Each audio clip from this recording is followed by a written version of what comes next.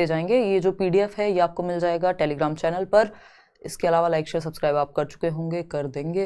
पहला ही क्वेश्चन आपके सामने हाजिर है। क्वेश्चंस ऐसे हैं जो टाइम टेकिंग होंगे कई बार, है ना। कुछ क्वेश्चंस जैसा पेपर में होता ही है कि 4-5 क्वेश्चन तो जरूर 30 में से ऐसे आ जाते हैं जो प्रॉपर टाइम लेते हैं आपका, ठीक है जी। तो ये क्वेश्चंस आपके सामने हैं और समझेंगे।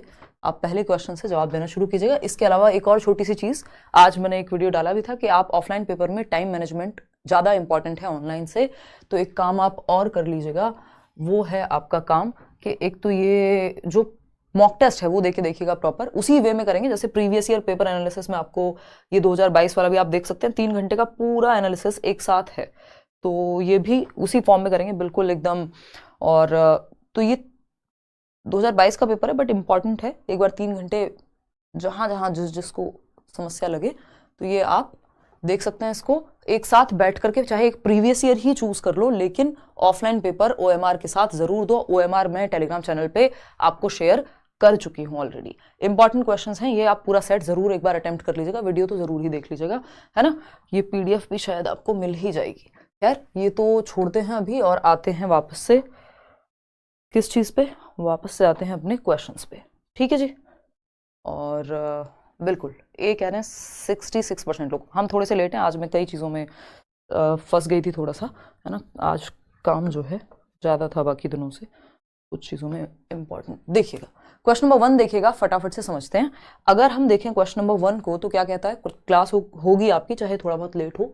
असर्शन क्या है फटाफट से पढ़ेंगे। कॉन्टिन्यूअस एंड कॉम्प्रिहेंशन इवैल्यूएशन यानी CCE solely focuses on academic achievements and examination results, यानी जो सतत एवं व्यापक मूल्यांकन है वह पूरी तरह से solely किस पे फोकस्ड होता है, शैक्षणिक उपलब्धियों पर और परीक्षा के परिणामों पर, कि भाई नंबर कितने आ रहे हैं, और एकेडमिक्स पे, यानी एकेडमिक्स मतलब पढ़ाई लिखाई किताब कॉपी से संबंधित, पेन पेपर टेस्ट से संबंधित। तो शैक्षणिक उपलब्धि यानी एकेडमिक अचीवमेंट, जिसको हम क्या कहते हैं दूसरी भाषा में, जिसको हम स्कोलास्टिक अचीवमेंट भी कह देते हैं। दो चीजें होती हैं, एक होता है स्कोलास्टिक एस्पेक्ट यानी शैक्षणिक पक्ष, जिसको हम एकेडमिक अचीवमेंट कह रहे हैं कि पढ़ाई लिखाई में कितने नंबर आप लेकर के आए, ये हम क्या कह रहे हैं, एकेडमिक अचीवमेंट, है ना, यानी शैक्षणिक उपलब्धि। और अगर हम बात करें दूसरा पक्ष है को स्कोलास्टिक यानी सह शैक्षिक पक्ष, आपका खेलने कूदने ड्राइंग पेंटिंग जितने भी शैक्षिक के साथ सह शैक्षिक पक्ष को भी शामिल किया जाए, ये CCE में होता है ना, कि सिर्फ एकेडमिक नहीं नॉन एकेडमिक चीजें भी हम कहेंगे कि हम शामिल करते हैं। को करिकुलर एक्टिविटीज जिसको हम कहते हैं, स्कोलास्टिक को करिकुलर कह देते हैं, पेन पेपर टेस्ट या किताबों से संबंधित। को करिकुलर यानी सह शैक्षिक आपकी एक्टिविटीज जिसमें स्पोर्ट्स से लेके बच्चे को जिस भी चीज में इंटरेस्ट है वो भी शामिल होगा। तो हम ऐसा नहीं कह सकते कि CCE का ध्यान सिर्फ एकेडमिक अचीवमेंट पे है, ऐसा नहीं है। कॉन्टिन्यूअस का मतलब है लगातार, और कॉम्प्रिहेंसिव सतत मतलब साल भर आपका मूल्यांकन चलेगा, और कॉम्प्रिहेंसिव का मतलब ही है इसमें जो CCE है उसमें दूसरे C का मतलब ही है कॉम्प्रिहेंसिव। व्यापक का मतलब है शैक्षिक और सह शैक्षिक, यानी करिकुलर और को करिकुलर दोनों पक्षों का शामिल होना। तो ये बात एकदम गलत हो जाएगी, फॉल्स हो जाएगा। इसका रीजन क्या दिया है, CCE incorporates both formative and summative assessments to provide a comprehensive view of students overall development, यानी जो CCE है कॉन्टिन्यूअस एंड कॉम्प्रिहेंसिव इवैल्यूएशन है वो इनकॉर्पोरेट करता है FA और SA दोनों को। ये बात तो सही है कि FA और SA दोनों शामिल होते हैं CCE में, क्योंकि FA से फीडबैक मिलेगा, इंप्रूवमेंट होगा, और सबमिटिव से जजमेंट यानी मार्क्स कितने आए वो समझ आएगा। दोनों ही चीजें होती हैं CCE में, ये बात तो सही है। तो ये बात तो ओवरऑल डेवलपमेंट के लिए आपको स्कोलास्टिक और को स्कोलास्टिक, शैक्षिक और सह शैक्षिक दोनों पक्षों को जांचना होगा, सिर्फ बच्चे के दिमाग को नहीं, उसकी फिजिकल एक्टिविटीज से लेके बाकी उसके दिल को भी कि वो कहां है ना। तो ये क्या हुआ, ये बात तो ट्रू हो गई। तो R is true but A is false, कहीं लिखा हुआ है both A and R are true, नहीं हो सकते क्योंकि A गलत है। A is false but R is true, तो D option is the right answer. पता नहीं कहां से आप A ऑप्शन को सही जवाब दे रहे हैं। 56% लोग क्या क्या पढ़ लिया है आपने भाई। सतत और व्यापक मूल्यांकन पूरी तरह से, पहले क्वेश्चन में ढेर हो गए क्या, पूरी तरह से शैक्षणिक उपलब्धियों और परीक्षा के परिणामों पर केंद्रित है, सिर्फ परिणामों पर केंद्रित है। CCE में तो स्कोलास्टिक पक्ष भी आते हैं, तो ये तो गलत है। आप कह रहे हैं A सही है, दोनों सही कैसे हो सकते हैं भाई। रट्टा नहीं लगाना है कि A और B दोनों सही होंगे हमेशा, कुछ समझना है तो इसको जवाब में मार्क कर दो, नहीं, D ऑप्शन सही है। ऐसे काम ना करें, दिक्कत हो जाएगी। ठीक है ना, क्लियर है बात, क्लियर है, बहुत बढ़िया। बहुत ही बढ़िया, पीडीएफ में इंक्लूड कर दिया करें जो अलग से बताते हैं। चलो करेंगे आगे से, आज तो आप इसको टेस्ट की तरह लीजिए। तो डी ऑप्शन सही था, ना कि ए। नेक्स्ट क्वेश्चन आपके सामने है, जवाब दीजिएगा ध्यान से। क्या है भाई ये क्वेश्चन? क्वेश्चन नंबर 2 कहता है कंसिडर द फॉलोइंग स्टेटमेंट्स। क्या स्टेटमेंट है? पहला है developmental milestones are fixed and identical for all individuals, यानी सभी व्यक्तियों के लिए विकासात्मक मील या विकासात्मक प्रकार्य जो हैं वो निश्चित और समान है। मील के पत्थर नहीं, प्रकार्य लिख लीजिएगा इसको, है ना, निश्चित और समान है। यानी डेवलपमेंटल माइलस्टोन्स जो हैं वो सभी के लिए समान होते हैं। क्या सारे बच्चे 1 साल का होते ही पानी पीना शुरू कर देंगे? डेवलपमेंटल माइलस्टोन्स क्या है पहले तो उनको समझेंगे, पहले इसको अभी के लिए तो यहां से हटा देते हैं कि ऐसा हम नहीं कहेंगे। Growth is influenced by heredity and environment both, बिल्कुल सही बात है। वृद्धि जो है, आपकी जो हाइट का भी बढ़ना है, उसमें आपकी हेरिडिटी और एनवायरमेंट दोनों ही शामिल है। आपकी खा क्या रहे हैं आप, यानी एनवायरमेंट से जो मिल रहा है डाइट, और आपको हेरिडिटी से जितनी हाइट की क्षमता मिली होगी, वो दोनों ही मिलकर के आपकी ग्रोथ होगी। मैचुरेशन इन्वॉल्व्स, या आपके बाकी जो भी बॉडी स्ट्रक्चर है, maturation involves the unfolding of inherited biological potential. ये बात हम पता नहीं कितनी बार कर चुके हैं कि परिपक्वता में विरासत में मिले जैविक या अनुवांशिकी से मिले जैविक क्षमता का प्रकटीकरण शामिल है। कि एज के साथ आपके दूध के दांत गिर जाएंगे, नए दांत आएंगे, प्यूबर्टी हिट करेगी, है ना, आवाज में चेंज आएगा। ये क्या है? पहले बच्चा दौड़ नहीं पाता था, अब दौड़ पाएगा। ये क्या है? ये मैच्योरिटी के साथ आने वाली क्षमताएं हैं जो हेरिडिटी से संबंधित होती है। ये बात भी सही है।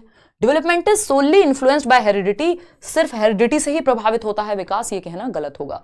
तो हमें एक बात तो पक्का पता चल गई कि सेकंड और थर्ड जो हैं एकदम परफेक्ट हैं, सही हैं। तो ओनली वन हो नहीं सकता क्योंकि सेकंड थर्ड बिल्कुल सही है। सेकंड थर्ड और फोर्थ नहीं हो सकता क्योंकि सिर्फ हेरिडिटी से प्रभावित होता है, ये भी नहीं कह सकते हम। ओनली सेकंड क्यों, थर्ड भी तो उतना ही सही है। तो अगर हमें नहीं पता कि फर्स्ट ऑप्शन सही है या गलत है, तब भी हम सही उत्तर तक पहुंच सकते हैं। ये होती है समझदारी, ये होती है ट्रिक कि आप सही उत्तर तक कैसे पहुंचेंगे, है ना, कि भाई फर्स्ट तो सही अगर है भी तब भी ऑप्शन के हिसाब से बन नहीं पा रहा, सेकंड थर्ड तो पक्का पक्का सही है। अगर फर्स्ट में कंफ्यूजन है तब भी आप सही उत्तर तक पहुंच गए। अब फर्स्ट को भी डिस्कस कर लेते हैं कि क्या कहानी है ना। सिर्फ 50% लोग, 58% लोग सही उत्तर दे पा रहे हैं अभी भी, इतना समझाने के बावजूद। तो नए क्वेश्चंस में ढेर नहीं हो जाना है ना, बिल्कुल सिलेबस से। अगर हम बात करें developmental milestones are fixed and identical for all individuals. देखिए पहले यह समझना होगा डेवलपमेंटल माइलस्टोन्स क्या होते हैं। इस पे क्वेश्चन सीटेट के ऑनलाइन पेपर से आने शुरू हुए। उससे पहले माइलस्टोन पे सीटेट में क्वेश्चन नहीं आता था, केवीएस वगैरह में DEET+B में आता था। डेवलपमेंटल माइलस्टोन, डेवलपमेंटल माइलस्टोन, देखो नए टॉपिक्स तो थोड़ा थोड़ा समझ के ही चलने पड़ेंगे, चाहे हम कितना भी टेस्ट चिल्ला लें, ठीक है ना। डेवलपमेंटल माइलस्टोन्स, अब माइलस्टोन्स का मतलब होता है, जो माइलस्टोन हमें पता है मील का पत्थर कहते हैं, कि जैसे दिल्ली में आप राजघाट जाएंगे, वहां लिखा होगा राजघाट 0 किलोमीटर, मतलब ये माइलस्टोन बता रहा है कि भाई राजघाट पहुंच गए हो आप, है ना। ऐसे कहीं आप सड़क पे जा रहे होते हो या हाईवे पे जाते हो तो माइलस्टोन्स होते हैं, जयपुर इतनी दूर रह गया है ना। तो माइलस्टोन मतलब जो बताए कि इस स्टेज पे आपको क्या करना चाहिए या कहां आपको होना चाहिए। माइलस्टोन को हम डेवलपमेंटल टास्क्स भी कह देते हैं, डेवलपमेंटल टास्क्स भी कह देते हैं। हिंदी में कहेंगे प्रकार्य या कार्य, कि किस उम्र में क्या माइलस्टोन आपको अचीव कर लेना चाहिए, ये है डेवलपमेंटल। यानी आपसे ये क्या है, सोशल एक्सपेक्टेशंस है। Social expectations at a particular stage, social expectations सामाजिक अपेक्षाएं आपसे, expectations at a particular, at a certain stage, एक सर्टेन स्टेज या एज पर जो आपसे अपेक्षाएं हैं कि बेटा 25 साल के हो गए हो शादी कर लो, है ना। अरे 7 साल के हो गए हो अभी भी मम्मी से पानी मांग करके पीते हो, इस उम्र में तो आपको ग्लास पकड़ना आ जाना चाहिए था। अरे 2 साल के हो गए हो अभी तक बोलना नहीं सीखा है, तो ये तो आपको आ जाना चाहिए था। तो ये क्या है, डेवलपमेंटल माइलस्टोन्स हैं कि हमने उम्र के हिसाब से, और दिया किसने था इसको, हेविंगहर्स्ट ने दिया था। वैसे तो बहुत सारे लोग हैं जो इस पर बात करते हैं, बट हेविंगहर्स्ट नाम के व्यक्ति हैं, महिला हैं। हेविंगहर्स्ट की अगर हम बात करें तो हेविंगहर्स्ट ने डेवलपमेंटल माइलस्टोन्स की बात की थी। इस पे पूरा अलग से टॉपिक है, केंद्रीय विद्यालय के एग्जाम में तो अलग से पढ़ाया जाता है ना, बट वो उतना पढ़ने की आपको जरूरत नहीं है। बस आपको पता होना चाहिए डेवलपमेंटल टास्क या प्रकार या माइलस्टोन्स क्या कहलाते हैं। वो सोशल एक्सपेक्टेशंस, वो सामाजिक अपेक्षाएं जो हमसे किसी एक उम्र में होती हैं कि इतने साल में ये तो आ ही जाना चाहिए, ये डेवलपमेंटल माइलस्टोन है। हेविंगहर्स्ट ने ये दिए हैं। तो अगर हम बात करें तो ये ऐसा नहीं हो सकता कि हर बच्चे के लिए, हर एक बच्चा, अगर 1-2 साल का बच्चा है उसने चलना सीख लिया है, या 1.5 साल का बच्चा है उसने चलना सीख लिया है, तो सारे बच्चे सेम 1.5 साल में ही चलना सीख लेंगे। किसी के दूध के दांत निकल आए जल्दी तो बाकी बच्चों के भी उसी उम्र में निकल जाएंगे। यानी हमने एक एज तो सेट की है कि 1 साल में चलना शुरू करेगा बच्चा या 1 शब्द बोलना शुरू करेगा, लेकिन वो एक एवरेज एज है, यानी ये जो डेवलपमेंटल माइलस्टोन्स हैं ये एक औसत एज हमने सेट की है, लेकिन इसका मतलब ये नहीं कि एग्जैक्ट सेम टाइम पे सारे बच्चे सारी एक्टिविटीज करें, सब सेम टाइम पे ही टास्क अचीव करें, है ना। तो ये क्या हुआ, डेवलपमेंटल माइलस्टोन्स क्या है, एवरेज एज हमने निकाल के रख दी है, लेकिन इसका मतलब ये नहीं सारे लोग बिल्कुल एग्जैक्ट उसी समय पे करेंगे। तो डेवलपमेंटल माइलस्टोन्स होते हैं ना, कई लोग भाई नहीं करते, शादी नहीं कर रहे, तो क्या उनका माइलस्टोन अचीव नहीं हुआ, है ना। तो ये ऐसा नहीं है कि एज से फिक्स्ड हो गई है बात। तो अगर हम देखें, developmental milestones are fixed and identical for all individuals, कि सबके लिए एक जैसे होंगे, सबके लिए फिक्स हो जाएंगे, ये कहना गलत होगा। हमने एक एवरेज निकाल दिया, एक औसत निकाल दिया है, जिससे हम विकास को समझ सकें कि इस एज में ये हो जाना चाहिए, इसलिए ये फर्स्ट ऑप्शन गलत हो जाएगा। और इस तरह का क्वेश्चन कभी आपको लगे कि ये तो भाई काम का ही नहीं है, इसी के आसपास का क्वेश्चन, इससे थोड़ा सा आसान लेकिन इसी भाषा का क्वेश्चन आपसे 2022 में ऑनलाइन पेपर में पूछा जा चुका है, तो हल्के में नहीं लेना है। मैं कभी भी ऐसे क्वेश्चंस नहीं कराती हूं जिनका कोई औचित्य ही ना हो। क्वेश्चन नंबर 3 देखना है, deficit based approach in inclusive education is discourageable because, समावेशी शिक्षा में न्यूनता आधारित दृष्टिकोण हतोत्साहित करता है किस चीज को, या हमें डेफिसिट बेस्ड अप्रोच को नहीं अपनाना चाहिए, उसके पीछे रीजन क्या है ये बताइए। डेफिसिट बेस्ड अप्रोच को हमें क्यों नहीं अपनाना चाहिए। अब आप में से कई लोग पूछेंगे कि आपका जो है, नेहा कह रही है एनसीईआरटी इंटेलिजेंस के टाइप मल्टीपल इंटेलिजेंस के 8 रखे हैं कि 9 रखे हैं, एनसीईआरटी में 9 हैं। देखो नेहा, अभी अगर लेटेस्ट एनसीईआरटी एक बार मैं फिर भी चेक कर लूंगी, मेरे पास रखी हुई है कि उसमें 9 अपडेट हुए हैं नहीं, होने को तो 13 तक हैं टाइप्स, लेकिन एनसीईआरटी 8 ही मानती थी अब तक। अगर लेटेस्ट इस बार प्रिंट हुई है एनसीईआरटी और उन्होंने कहा है कि 9 है, तो फिर एनसीईआरटी में जो मेंशन है वही फाइनल है, उसी के बेसिस पे तो आप कल को चैलेंज कर पाएंगे पेपर में, ठीक है ना। ये तो दिक्कत वाली बात ही नहीं है। एनसीईआरटी में पहले 7 भी थे, फिर 8 हुए, हो सकता है अब 9 हो गए हो, एक बार मैं चेक करके बता दूंगी आपको जब थियरी करेंगे या मैराथन सेशन लेंगे, है ना। जनवरी फर्स्ट वीक में मैराथन होगा आपका, देखिएगा 60% लोग सी कह रहे हैं। देखिए, deficit based approach in inclusive education is discourageable because it does not empower the teacher to give due importance to the learning ability of the learner. ऐसा कह रहे हैं बहुत सारे लोग, कह रहे हैं फास्ट कराइए, कहां जाओगे इतनी रात को, आराम से सर्दी में बैठ के रजाई ओढ़ के सीखो, क्या दिक्कत है। देखिएगा, अगर हम बात करें समावेशी शिक्षा में न्यूनता आधारित दृष्टिकोण हतोत्साहित करने योग्य है, उसका रीजन पूछा है। It allows teacher to discard the weakness of the learner, यानी बच्चे की वीकनेस को साइड करने की बात करता है, डिसरिगार्ड रिजेक्ट करने की बात करता है। It allows the teacher to eliminate learning teaching material as per necessity, नहीं।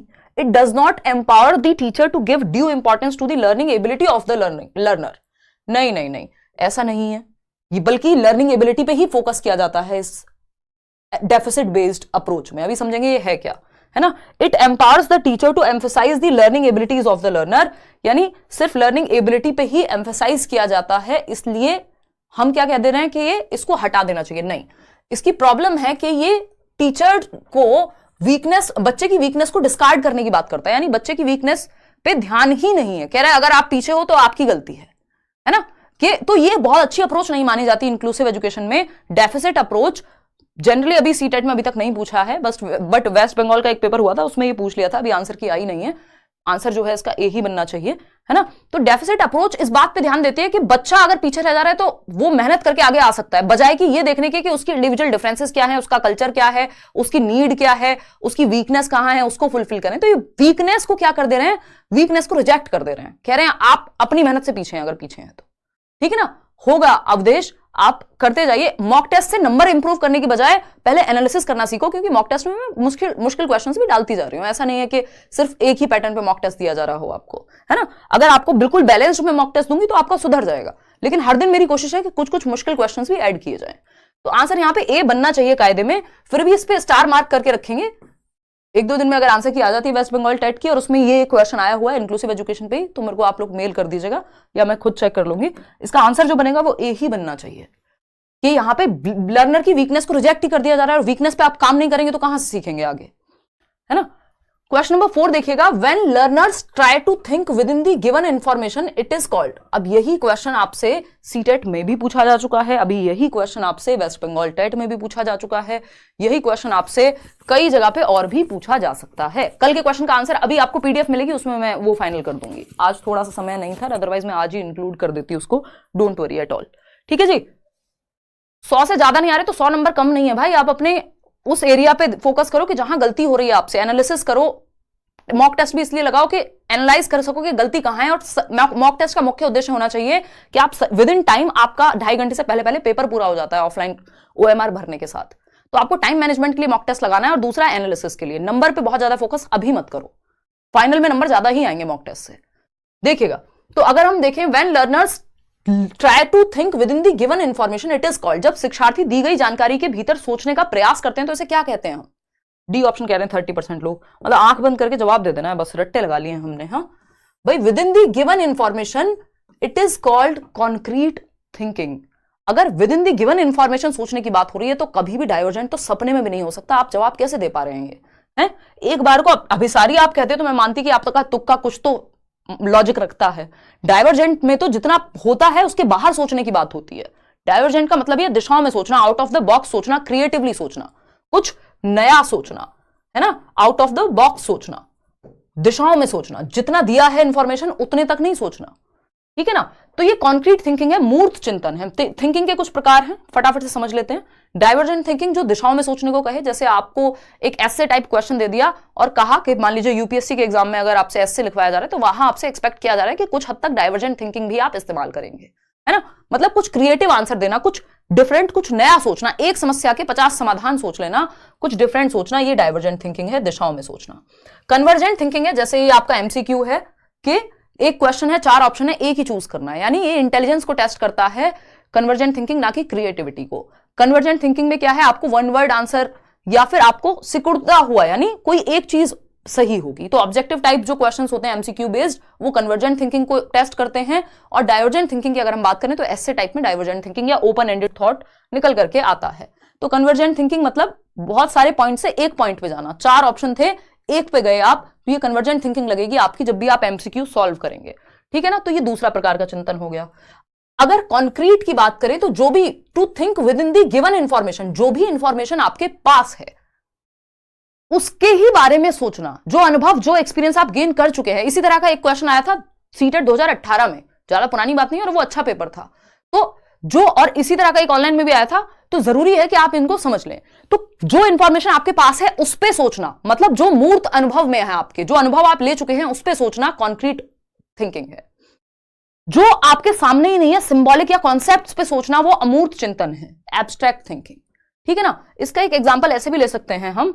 रिफ्लेक्टिव थिंकिंग क्या होता है, जब आप किसी एक अनुभव पे जो बीत चुका है उस पर प्रकाश डाल के एनालाइज कर रहे हैं, वो मेटाकॉग्निटिव एबिलिटीज में आ जाता है कि आप प्रकाश डाल रहे हैं कुछ एनालिसिस करने के लिए, ठीक है ना। तो इसको कॉन्क्रीट और एब्स्ट्रैक्ट थिंकिंग की अगर मैं बात करूं तो 1 मिनट में समझ लेते हैं। कॉन्क्रीट थिंकिंग क्या है भाई? कॉन्क्रीट थिंकिंग की जब हम बात कर रहे हैं, और ये है एब्स्ट्रैक्ट थिंकिंग, ठीक है, अमूर्त चिंतन। कॉन्क्रीट थिंकिंग में आपको ये पता है, यहां पे ऑरेंज कलर अवेलेबल है, ठीक है ना। आपको ये पता है, यहां पे मुझे व्हाइट करना पड़ेगा, कि हमारा जो तिरंगा है, ट्राई कलर क्यों कहते हैं उसको? आपसे अगर कोई पूछ ले कि तिरंगा को ट्राई कलर, ये जो इंडियन फ्लैग है जिसको हम कह रहे हैं कि ये, कि भारत के झंडे में, हमारे नेशनल फ्लैग में कितने कलर्स हैं? आप फटाफट से बताएंगे भाई 3 कलर हैं। इतनी सुंदर तो मेरी ड्राइंग में नहीं है जितना अच्छा मैंने बना दिया है, वाओ। चलिए खैर, ये बात तो चलती रहेगी। तो हमने कहा कि ये क्या है, ट्राई कलर, है ना, कि भारत के झंडे को तिरंगा क्यों कहते हैं? आप कहेंगे क्योंकि इसमें 3 रंग हैं। और वो कौन से रंग हैं? आपने कहा भाई आपका सेफ्रॉन है, आपका व्हाइट है और आपका ग्रीन है, ठीक। तो सिंपल आंसर, आपके पास जो इंफॉर्मेशन है उसके बेसिस पे आपने कॉन्क्रीट थिंकिंग करके दिखा दी। जो मूर्त आपको पता है झंडा कैसा दिखता है ना। अगर हम देखें इसी बात पे, अगर आपको क्वेश्चन दिया जाए कि भाई ये क्या प्रदर्शित करता है, ये सिंबल किस चीज का है, ये जो इसमें सैफ्रॉन कलर है वो किस चीज का सिंबल है, तो आप बताएंगे कि जी इस चीज का है। फिर आप ग्रीन के बारे में बात करेंगे तो आप कहेंगे जी पीस का है ना। व्हाइट के बारे में बात करेंगे, आप कहेंगे पीस का है। ग्रीन के बारे में, तो सबका जब आप ये बता रहे हैं कि इनकी सिंबॉलिक महत्ता क्या है, ये कलर किस चीज को रिप्रेजेंट करते हैं, इसका मतलब आप एक कॉन्सेप्ट पे सोच रहे हैं जो आपके सामने नहीं है, तिरंगे में लिखा तो नहीं है ना ऐसा। तो ये एब्स्ट्रैक्ट थिंकिंग हो जाएगी जब आप बता रहे हैं कि ये हमारे देश की सॉवरेनिटी के लिए काम आता है, या हमारे क्या महत्व है इसका हमारे लिए। जबकि कॉन्क्रीट है, जो सामने है उस पर सोच करके आपने कोई जवाब दे दिया, जो इंफॉर्मेशन आपके सामने है या तो जो अनुभव आपने लिया है, एक्सपीरियंस किया है। इतनी बात क्लियर है? कोई दिक्कत, परेशानी, दर्द, समस्या है इस बात को समझने में? नहीं ना। चलिए खैर आगे बढ़ते हैं नेक्स्ट क्वेश्चन पे। नेक्स्ट क्वेश्चन क्या है? नेक्स्ट क्वेश्चन है क्वेश्चन नंबर 5, देखिए फटाफट से जवाब दीजिए। क्वेश्चन नंबर 5 क्या कहता है भाई? क्वेश्चन नंबर 5 कहता है which one of the following statements is inappropriate in reference to evaluation and assessment. आकलन और मूल्यांकन के लिए कौन सा एक कथन अनुपयुक्त है? नॉट राइट चूज करना है, राइट नहीं, नॉट राइट, अनुपयुक्त चूज करना है, यानी इनकरेक्ट कौन सा एक ऑप्शन है। सीसीई के अंदर ही असेसमेंट एंड इवेल्युएशन पे एक क्वेश्चन जरूर आता है, मिनिमम है। Continuous and comprehensive evaluation covers both scholastic and coscholastic aspects of students. ये बात मैं आपके साथ डिस्कस कर चुकी हूं। सतत एवं व्यापक मूल्यांकन छात्रों के शैक्षिक यानी पेपर पेंसिल भी और सह शैक्षिक यानी को curricular activities, sports and drawing, painting, whatever, इनको इंक्लूड करता है। ये बात तो सही है, लेकिन हमें गलत बात चाहिए, इनएप्रोप्रिएट चाहिए, नॉट राइट चाहिए। Diagnostic test is related to remediation, यानी निदानात्मक परीक्षण जो है वो निवारण से संबंधित है। बिल्कुल सही बात है। पहले डायग्नोस्टिक टेस्ट होता है, आप बच्चे की डिफिकल्टी का पता लगाते हैं, बाद में रेमेडियल टीचिंग होती है कि उसको दोबारा समझाएंगे या नए तरीके से समझाएंगे। जो कमियां हैं, गैप्स को जानने के लिए डायग्नोस्टिक टेस्ट, गैप का पता लगाने के लिए कि बच्चे की लर्निंग में गैप्स कहां रह गए हैं, कमी कहां रह गई है, और उसको फुलफिल करने के लिए रेमेडियल टीचिंग। तो डायग्नोस्टिक के बाद डीआर से याद रखना, पहले डायग्नोस्टिक टेस्ट और फिर रेमेडियल टीचिंग, ये दोनों प्रोसेस जो है फॉलो होती हैं निदानात्मक परीक्षण के अंदर, है ना। सी ऑप्शन है formative evaluation does not measure instructional progress in classroom situation. जबकि फॉर्मेटिव इवैल्यूएशन जो है, रचनात्मक आकलन या एफए जिसको हम कहते हैं, रचनात्मक मूल्यांकन कक्षा स्थिति में अनुदेशात्मक प्रगति को नहीं मापता है, यानी मेजर नहीं करता इंस्ट्रक्शनल प्रोग्रेस को, कितना अच्छे से बच्चा सीख रहा है, प्रोग्रेस को नहीं मेजर करता। क्या करता है? पोल कहां गया मैडम जी? कितने परसेंट ने क्या दिया हमें पता ही नहीं है कुछ। कोई बात नहीं, कोई दिक्कत नहीं, आप किताब बाद में पढ़ लीजिएगा प्लीज, फोन बाद में चला लीजिएगा, 1 ही घंटे की बात है ना। तो अगर हम देखें यहां पे, summative assessment is a tool of evaluation used by the teacher at the end of the whole instructional process, ये बात हम कह सकते हैं। तो सी यहां पे है कि क्योंकि ये ड्यूरिंग टीचिंग लर्निंग प्रोसेस आपको प्रोग्रेस का बता भी सकता है और फीडबैक भी दे सकता है। ठीक है जी, आगे बढ़े। नेक्स्ट क्वेश्चन क्या है? क्वेश्चन नंबर 6 देखिएगा एक बार। अगर हम देखें, ये क्वेश्चन कहता है अकॉर्डिंग टू ब्रूनर के अनुसार the stages of learning in increasing order. Bruner के अनुसार जो स्टेजेस हैं इंक्रीजिंग ऑर्डर में, ब्रूनर की टोटल स्टेज 3 है और 3 को इंक्रीजिंग ऑर्डर में लगाना है, 1 2 3 के फॉर्मेट में लगाना है। और ब्रूनर क्या है? कंस्ट्रक्टिविस्ट हैं, रचनावादी हैं, जैसे प्याजे हैं, वाइगोस्की हैं, लेकिन ब्रूनर क्या है? कॉग्निटिव कंस्ट्रक्टिविस्ट हैं, संज्ञानात्मक वादी रचनावादी हैं, संज्ञानात्मक रचनावादी हैं, ये कह सकते हैं, जो दिमाग थिंकिंग पे बेस्ड चीजों को लेकर के चलेंगे। ब्रूनर की थ्योरी हम बहुत अलग से नहीं पढ़ते, बस इनकी थ्योरी में जानने लायक भी इतना ही है, इन्होंने स्पाइरल करिकुलम भी दिया है कि कैसे प्रीवियस नॉलेज से नई नॉलेज को जोड़ के चलना है। डिस्कवरी लर्निंग की भी बात इन्होंने की है, खोज अधिगम की, तो ये दोनों चीजें इंपॉर्टेंट हैं। ठीक, बी ऑप्शन 31% लोग कह रहे हैं, जो कि एकदम गलत है ना। यही गड़बड़ आपने कर दी। सिंबॉलिक पहले नहीं आता, पहले आता है एनेक्टिव स्टेज। ये होता है बर्थ टू 3 इयर्स। एनेक्टिव स्टेज होती है सक्रिय। पहले बच्चा कोई भी चीज आप उसको दोगे, बुक भी दोगे, पलट पलट के देखेगा, कुछ तो करेगा, कोई भी एक्टिविटी करता है, तो सबसे पहले बच्चा सक्रिय होकर एक्टिविटी करके सीखता है, उसके बाद वो इमेजेस से भी सीखने लगता है। जब भी तो हम कहते हैं ना, हम एक्टिविटी कराते हैं, ट्विंकल ट्विंकल लिटिल स्टार, तो एक्टिविटी करा रहे हैं हम बच्चे को, यानी जब वो फिजिकली एक्टिव है तब सीखता है शुरुआत में। फिर आइकॉनिक स्टेज आती है सेकेंड नंबर पे, और आइकॉनिक स्टेज क्या है? 3 to 8 इयर्स कहते हैं इसको।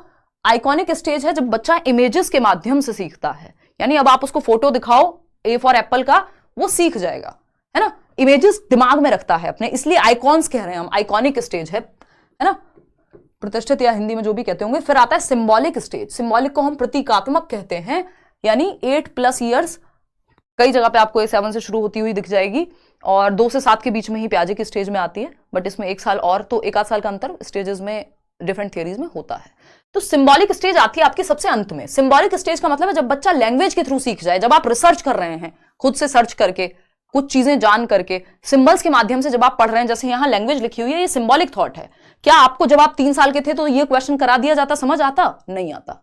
आज आ रहा है, तब तो आपको एक्टिविटी करके ही समझ में आती थी। कोई कविता भी टीचर अगर कोई पोएम भी पढ़ाए तो आपसे एक्टिविटी कराए। तो सबसे पहली स्टेज होती है एनेक्टिव, कि जब आपको एक्टिविटी करके ही चीजें समझ में आती है। फिर होती है आइकॉनिक, जब आप पिक्चर्स देख के समझने लगते हैं कि अच्छा ये एप्पल है, ये आपका मैंगो है, ये फलाना है, ठीक। फिर सिंबल्स के माध्यम से, फिर आपको पेन दिखाने की जरूरत नहीं है, इसकी फोटो दिखाने की जरूरत नहीं है पेन की, फिर आपको सिर्फ PEN पेन लिख दिया, समझ आ गया। सिंबल्स के माध्यम से, लैंग्वेज के माध्यम से आप सीखने लगते हैं।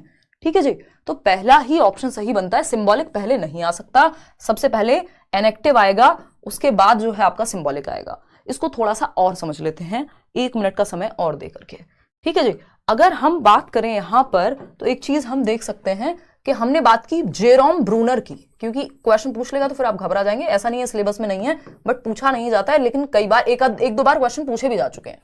जेरोम ब्रूनर की अगर हम बात कर रहे हैं तो इनको हम क्या कहते हैं, कॉग्निटिव कंस्ट्रक्टिविस्ट कहते हैं। कॉग्निटिव कंस्ट्रक्टिविस्ट यानी संज्ञानात्मक रचनावादी हैं। ये बच्चे की थिंकिंग प्रोसेस पे ज्यादा फोकस्ड हैं, है ना, लेकिन ये कहते वही है कि बच्चा एक्टिवली नॉलेज को कंस्ट्रक्ट करेगा। इन्होंने क्या दिया है, स्पाइरल करिकुलम की बात की है, वर्तुलाकार पाठ्यचर्या, यानी एक टॉपिक दूसरे टॉपिक से जुड़ा हुआ होता है, सिंपल टू कॉम्प्लेक्स जाता है आपका सिलेबस। यानी जैसे आप 6th में होते हैं तो उसी टॉपिक को और मुश्किल बना दिया जाता है 7th तक आते आते, तो प्रीवियस नॉलेज से नई नॉलेज को जोड़ के पढ़ाना चाहिए, ये कहता है स्पाइरल करिकुलम, क्योंकि कॉम्प्लेक्सिटी बढ़ती जाती है जैसे जैसे क्लासेस बढ़ती हैं। फिर अगर हम बात करें आपकी डिस्कवरी लर्निंग की, जिसको हम खोज अधिगम कहते हैं, उसके जनक भी यही हैं। बेसिकली कहते हैं कि डिस्कवरी लर्निंग यानी बच्चे को खोज का मौका देना चाहिए। और इनकी जो ये थियरी है इसमें 3 स्टेजेस हैं, आपको पता ही चल गया। पहली स्टेज है एनेक्टिव, जहां पे बच्चा सक्रिय होकर के कोई एक्टिविटी करके सीखेगा, जन्म से 3 वर्ष। फिर आती है आइकॉनिक स्टेज, जब वो इमेजेस यानी फोटो देख करके आइकॉन्स के माध्यम से सीखने लगेगा। फिर आती है आपकी 3rd स्टेज, जिसको हम कहते हैं सिंबॉलिक स्टेज। इनकी 3 ही स्टेजेस हैं। ये सिंबॉलिक स्टेज है 8+ ईयर्स की। और आपको एक और चीज ध्यान रखनी है, ऐसा नहीं है जब एनेक्टिव स्टेज पार हो गई यानी 3 साल के बाद एनेक्टिव से नहीं सीखेगा, आइकॉनिक से सीखेगा। ये तीनों रहती हैं हमेशा, एज बढ़ने के बाद भी तीनों से सीख सकता है, ऐसा नहीं है कि सिर्फ एक ही से सीखेगा। चलिए खैर आगे बढ़ते हैं नेक्स्ट क्वेश्चन पे और समझते हैं चीजें क्या है। क्वेश्चन नंबर 7 देखिएगा, विच one of the following is assumed to remain same up to a certain period of human life। निम्नलिखित में से क्या मानव जीवन की एक निश्चित अवधि तक समान रहने वाला माना जाता है, यानी बहुत ज्यादा परिवर्तन जिस चीज में नहीं होता वो बताना है हमें। फटाफट से बताएंगे लाइक शेयर करते हुए, जल्दी से बताइए क्या कह रहे हो भाई। हिंदी में पढ़ाइए मैम, प्लीज हिंदी में पढ़ाइए यार। हिंदी के लिए पूरा यूट्यूब भर चुका है, इतने टीचर्स हैं हमारे इंग्लिश मीडियम को पूरा हिंदी में कॉपी करके भी पढ़ा देते हैं, ऐसे भी महान टीचर्स हैं।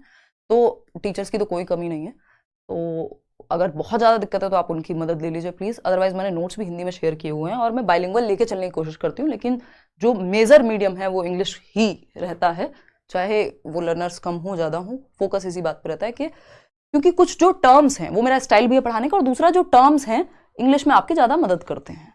चलिए खैर समझते हैं, डी ऑप्शन कह रहे हैं कई लोग, चलिए समझते हैं कहानी है क्या।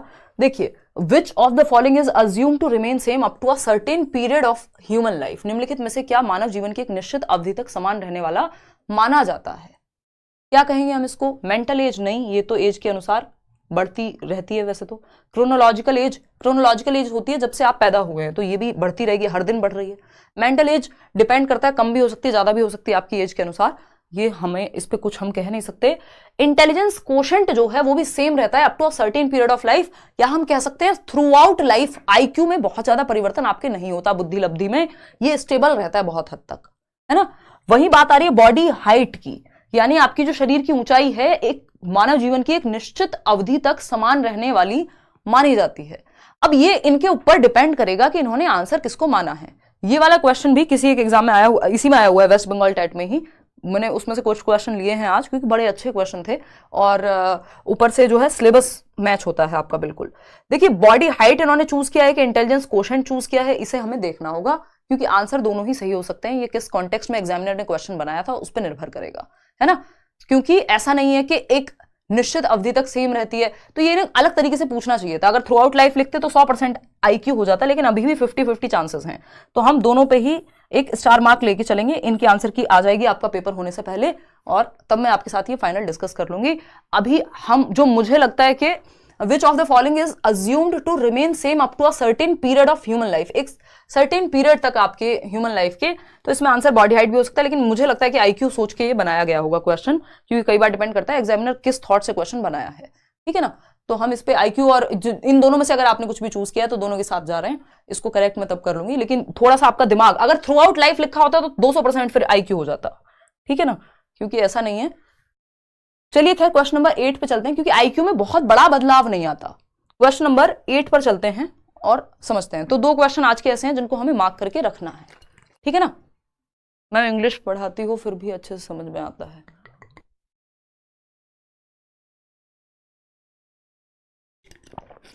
देखिएगा, समझते हैं।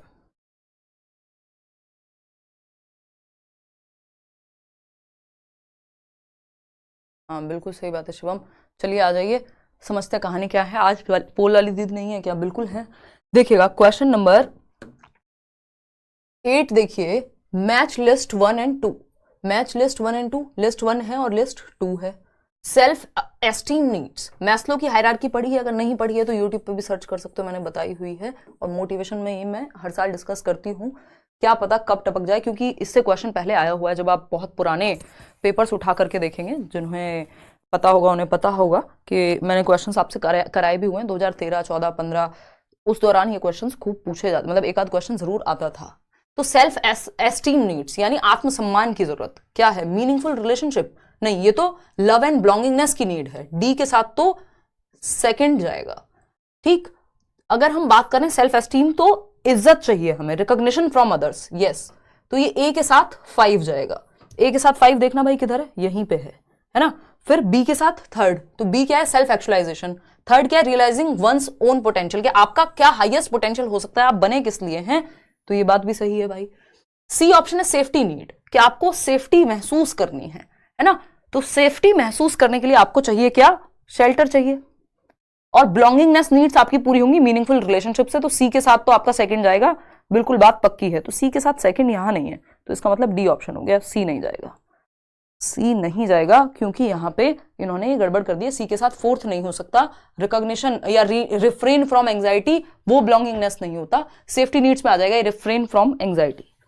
ठीक है जी, तो ये हुई एक बात, सेफ्टी नीड सी है और सी का जो है वो 4 होगा। भाई सेफ्टी का मतलब क्या है? कि आप चिंता से बचे रहें। आपको पता है आपके बैंक में कुछ बैलेंस है, आपको कल शेर आके नहीं खा जाएगा, सर्दी में आपको रोड पे नहीं सोना पड़ेगा, आपके पास एक घर है, तो आपको उस चीज की एंजाइटी नहीं है, उसको सेफ्टी नीड कहते हैं। इसमें 2 क्वेश्चन बनते हैं कि कैप्टन विक्रम बत्रा ने अपनी जान पर खेल करके क्या कर दिया? देश को बचाया, जबकि उनको पता था उनकी जान को खतरा है। तो उन्होंने अपनी कौन सी नीड्स को सेक्रीफाइस किया? तो उन्होंने अपनी सेफ्टी नीड्स को सेक्रीफाइस किया। और वो किस लेवल पे थे? तो सेल्फ एक्चुअलाइजेशन कह सकते हैं। दूसरा क्या है? एक मां है जो अपने बच्चे को बेच देती है क्योंकि उसे खाना नहीं मिला था कई दिनों से, तो वो कौन सी नीड्स की वजह से ऐसा करती है? तो नीड हो जाती है, इसमें ऑप्शन में नहीं है। क्या होती है आपकी? फिजियोलॉजिकल नीड्स, जो सबसे पहली आवश्यकता है, रोटी कपड़ा मकान, मतलब खाने को तो मिल जाए, तो वो नीड फुलफिल नहीं हो पा रही थी। और उन्हीं फिजियोलॉजिकल नीड्स की वजह से मिड डे मील को स्कूल में लाया गया है। ये बेंड्यूरा की थियरी है, एक बार हम देख लेंगे। 5 लेवल की नीड होती है, मैं 1 मिनट में बता भी देती हूं, क्योंकि बेकार में आपका पेपर में आ जाए और आप फंस जाएं। देखिएगा, अगर हम बात करते हैं यहाँ पे, ये डायरेक्टली और इनडायरेक्टली इससे क्वेश्चन बनते हैं। पहली नीड है फिजियोलॉजिकल लेवल, यानी शारीरिक आवश्यकताएं, यानी हमारे शरीर की आवश्यकताएं, जिनको सर्वाइवल नीड्स भी कहते हैं, जिनके बिना जीवित रहना संभव नहीं है, जैसे फूड, वाटर, एयर, ये क्या है? सब हमारी सर्वाइवल नीड्स हैं। इवन शेल्टर भी। शेल्टर का मतलब ये नहीं है कि आपको कोई अपना ही मकान चाहिए, पक्की रजिस्ट्री वाला, कहीं तो सोने को मिल जाए, चाहे वो रोड के साइड में ही क्यों ना हो। तो ये है शारीरिक आवश्यकताएं, जिनके बिना जीवन चलेगा नहीं। फिर आता है सेकंड लेवल, जिसको हम क्या कहते हैं? सेफ्टी नीड्स, कि यार आज तो खाना मिल गया, कल मिलेगा कि नहीं, आज तो मजदूरी कर ली, कल मिलेगी कि नहीं। तो हम सोचते हैं एक पक्की नौकरी हो, सरकारी नौकरी हो, या फिर ऐसी नौकरी हो जिससे किसी भी दिन लात मार के बाहर ना निकाल दिया जाए, या फिर बैंक में 4 पैसे हो, एक घर हो छत पे, मतलब सर पे एक छत हो कि कल को कोई फेंक ना दे, या अगर रेंट पे रहते हैं तो पता है कि 4-6 महीने 1 साल का किराया है, तो ताकि हमें सेफ महसूस हो, चिंता से बचे रहें हम। तो ये है सेफ्टी नीड्स, कि आपको शेल्टर अपना चाहिए, बैंक बैलेंस चाहिए एंड ऑल, ये सब आपकी सेफ्टी नीड्स में आता है। आपको कल को शेर नहीं आके खा जाएगा। फिर आती है थर्ड लेवल की नीड, जब आपको पता है आपको खाना भी मिल रहा है, आपको पता है आप सेफ भी हैं। फिर आता है लव एंड बिलोंगिंगनेस, अब आपको चाहिए प्यार, है ना, कि एक मुलाकात जरूरी है जिंदा रहने के लिए, है ना। तो जिनके भी व्हाट्सएप जो लोग खेलते रहते हैं, सोना बाबू और ये सब करते रहते हैं, समझ जाइए कि खाने को मिल रहा है और सर पे छत है, तभी जाकर के बिलोंगिंगनेस की नीड, यानी रिलेशनशिप्स की नीड। अब ये रिलेशनशिप्स आपके यारी, दोस्ती, प्यार, मोहब्बत कुछ भी हो सकते हैं। ठीक है जी, तो ये एक बेसिक बात है। अगर हम बात करें नेक्स्ट लेवल की, ये है फोर्थ, क्योंकि जब आप भूखे होंगे ना, वो बोला जाता है ना, भूखे भजन ना हो गोपाला, ले लो अपनी कंठी माला। ईश्वर की भी याद नहीं आती जब आप भूखे होते हैं, फिर आपको खाने की याद आती है। तो ये फिजियोलॉजिकल नीड्स पूरी होंगी, तब आप सेकंड लेवल पे पहुंचेंगे, सेफ्टी नीड्स, कि अब आपके पास कुछ सेफ्टी हो, है ना, आपके पास सर्दी में एक ब्लैंकेट हो। लव बिलोंगिंगनेस क्या है? लव एंड बिलोंगिंगनेस है, आप कहीं से एसोसिएटेड फील करना चाहते हैं। फिर आता है आपका सेल्फ एस्टीम की नीड। अब भाई को चाहिए फुल इज्जत, यानी अब समाज में आपको इज्जत भी चाहिए, आपको रिस्पेक्ट भी चाहिए। सिर्फ काम जो है पेट भरने से और प्यार मोहब्बत से नहीं चलेगा, आप चाहते हैं 4 लोग वाहवाही भी करते हैं थोड़ी, ठीक है जी। लास्ट लेवल है 5th लेवल, जहां तक हर कोई पहुंच नहीं पाता, ये है सेल्फ एक्चुअलाइजेशन का लेवल। सेल्फ एक्चुअलाइजेशन बोले तो आत्मसिद्धि की आवश्यकता कहते हैं इसको, कि आपका हाईएस्ट पोटेंशियल क्या है। आपने पैसा भी कमा लिया, आपने इज्जत भी कमा ली समाज में, दोस्त यार बच्चे सब हैं आपके पास, प्यार है, सब कुछ है, लेकिन आपका हाईएस्ट पोटेंशियल क्या है, आप जन्मे क्यों थे, आपका जीवन में किस मकसद के लिए, आपका मकसद क्या है, क्या पर्पस है आपका, हु एम आई, मैं हूं कौन। ये सब चीजें आपकी 5th लेवल पे आती हैं, जो हाईएस्ट लेवल है। बिल्कुल हो जाएगा समायरा, ठीक है ना। तो ये हुआ सेल्फ एक्चुअलाइजेशन का लेवल। तो जो मैं अभी बता रही थी कि कैप्टन विक्रम बत्रा ने अपनी कौन सी नीड्स को इग्नोर किया, उनको पता था कि उनकी जान जा सकती है, फिर भी वो उस काम को करने गए, देश को बचाने गए। मतलब सेफ्टी नीड्स को उन्होंने इग्नोर किया कि वो सेफ नहीं है, उनकी जान को खतरा हो सकता है, ये सोचते हुए भी। और वो किस लेवल पे माने जाएंगे, हम कहेंगे भाई पोस्ट कन्वेंशनल मॉरलिटी, जो कोहलबर्ग का हाईएस्ट लेवल है उस पे।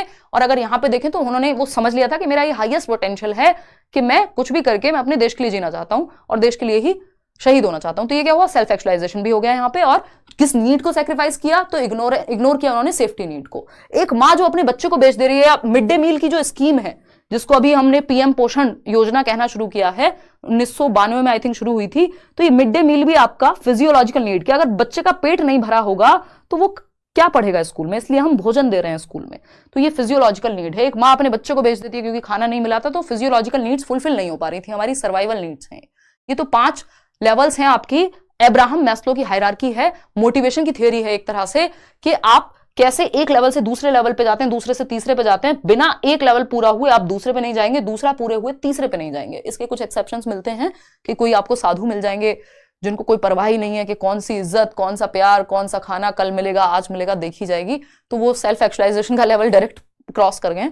कई बार ऐसा हो सकता है, सबके केस में नहीं। तो ये क्या है आपका, ये लेवल्स हैं, ये हायरार्की ऑफ नीड्स कहा जाता है इसको, आवश्यकताओं का पदानुक्रम कहते हैं, ठीक है ना।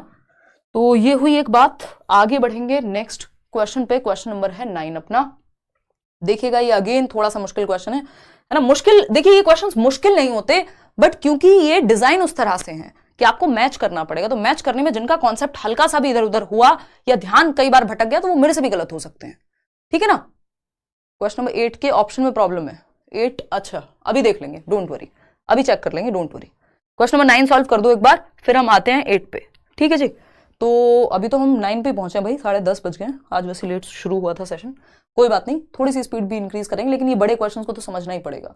ए ऑप्शन कह रहे हैं 35% लोग इस तरह के क्वेश्चन को, या शायद सेम ही क्वेश्चन हमने कल भी किया था और आपको दिक्कत आई थी, दोबारा समझाने की बात कर रहे थे। स्कीमा का मतलब होता है आपका mental structure, organised pattern of thought को स्कीमा कहते हैं। आज ही प्याजित पढ़ते समय बैच में आपको बताया था। ए का हो जाएगा सेकेंड, ए का सेकेंड, यानी सी और डी ऑप्शन में से कोई एक होगा जहां ए का सेकेंड है, ठीक है ना। देखते हैं फिर। बी ऑप्शन है एसिमिलेशन, आत्मसात करना, नई इंफॉर्मेशन को ऐड कर रहे हैं आप। Modify existing mental structures to incorporate new information, achieving cognitive balance, ये तो इक्विलिब्रेशन हो जाएगा। Fitting new information into mental structures, तो ये बी का 4, बी का 4 यहां पे भी है, यहां पे भी है।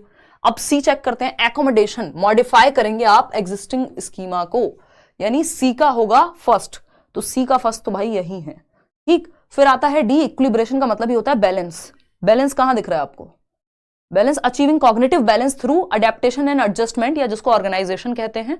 तो ये आपका परफेक्ट जवाब बन गया सी ऑप्शन। डी नहीं बन पाएगा क्योंकि वो जो सी ऑप्शन है उसका फर्स्ट, सी का थर्ड कहता है, वो सी का थर्ड मतलब एकोमोडेशन का, ये अचीविंग कॉग्निटिव बैलेंस, जो कि इक्विलिब्रेशन का मतलब होता है, संतुलन का मतलब होता है। जब आप बैलेंस तलाश रहे हैं, नई जानकारी को मौजूदा मानसिक संरचनाओं में फिट करना, यानी एग्जिस्टिंग नॉलेज में ऐड कर दिया आपने कुछ और। आपका कैट का स्कीमा था, ब्लैक कलर की कैट देखी, फिर व्हाइट की देखी, ऐड कर लिया, इसको एसिमिलेशन कहते हैं। यानी आपने नई जानकारी को मौजूदा सूचना में ऐड कर लिया, तो बी का 4 हो गया। स्कीमा क्या है, जो आपकी विचार का एक संगठित पैटर्न, मेंटल स्ट्रक्चर, तो ए का सेकेंड हो गया। सी का, जिसको हम आवासीय समायोजन कहेंगे इसको, कि आपने नई जानकारी को जोड़ने के लिए मॉडिफाई किया पुरानी जानकारी को। बैलेंस है जब आप क्या कर रहे हैं, अनुकूलन और समायोजन के माध्यम से इक्विलिब्रेशन अडेप्ट कर रहे हैं। यानी बेसिकली आपको पता है इक्विलिब्रियम कैसे अडेप्ट मतलब अचीव होता है, बैलेंस जिसको हम कह रहे हैं पियाजे की थियरी में, इक्विलिब्रियम अचीव होगा दो प्रोसेसेस से। इक्विलिब्रियम यानी बैलेंस की स्थिति, जो आपके दिमाग में है और जो दुनिया में है वो दोनों बैलेंस में है। यानी अडेप्टेशन के माध्यम से, अनुकूलन जिसको कहते हैं, और अडेप्टेशन में क्या प्रक्रियाएं हैं, एसिमिलेशन और एकोमोडेशन। एसिमिलेशन का मतलब है कुछ ऐड करना, एकोमोडेशन का मतलब है कुछ मॉडिफाई करना। Fitting something new in existing scheme, assimilation आत्मसात करना, मॉडिफाई करना एकोमोडेशन है। सिंपल बात। ऑर्गेनाइजेशन की जब हम बात कर रहे हैं, जिसको हम एडजस्टमेंट कह सकते हैं यहाँ पे, कि आपने ब्रेन में ऑर्गेनाइज की हुई है चीजें। जैसे आप एक ट्रॉली बैग में जब आप बाहर घूमने जा रहे हैं तो अपने एक बैग में ऑर्गेनाइज करते हैं, ये सामान यहाँ रख लिया, फिर यहाँ रख लिया, फिर यहाँ रख लिया, ऐसे आप अपने ब्रेन में भी करते हैं। अगर ये चीजें बैलेंस में नहीं होंगी तो डिसइक्विलिब्रियम हो जाएगा, इम्बैलेंस की स्थिति आ जाएगी।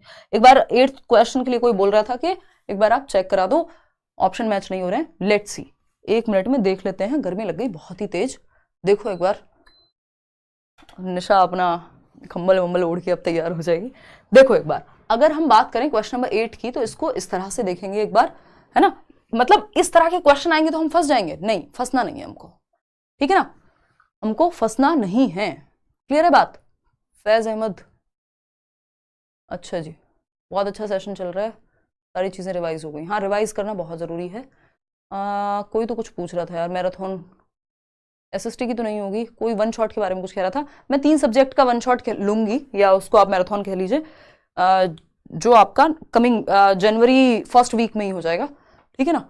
देखिएगा एक बार, अगर हम देखते हैं यहाँ पे, तो लिस्ट 1 थी सेल्फ एस्टीम नीड्स, यानी आत्मसम्मान की जरूरत। किसके साथ जुड़ी हुई है, आत्मसम्मान है, दूसरों से पहचान, यानी ए का 5 हो गया ऑप्शन, ए के साथ 5, ठीक। आत्मबोध की आवश्यकता, कि आपका मतलब क्या है, अपनी क्षमता का एहसास, हाईएस्ट पोटेंशियल, यानी बी के साथ क्या जाएगा, बी के साथ जाएगा आपका